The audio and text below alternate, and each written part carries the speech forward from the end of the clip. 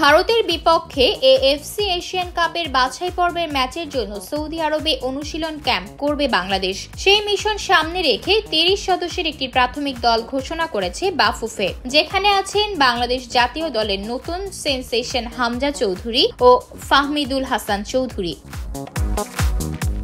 আগামী 5 মার্চ নিবিড় অনুশীলনের জন্য সৌদি আরবে যাবে বাংলাদেশ দল। সেখানে ক্যাম্প শেষ করে 17 মার্চ দল ফিরবে ঢাকায়। দলের সঙ্গে যোগ দিবেন ইতালির দ্বিতীয় স্তরের ক্লাব ওলপিয়া কালসিওর ফরওয়ার্ড ফাহমিদুল হাসান। মিডফিল্ডের হামজা যোগ দেওয়া প্রসঙ্গে টিম ম্যানেজার আমির খান বলেন, হামজা মার্চের 18 তারিখ বাংলাদেশে আসতে পারেন। সৌদি আরব থেকে দেশে আসবে বাংলাদেশ দল। সেই সময় দলের সঙ্গে অনুশীলন করতে ভারত যাবেন হামজা, এরকম পরিকল্পনা চলছে। ফাহমিদুল ইতালি থেকে সৌদি আরবে ক্যাম্পে যোগদান করবে।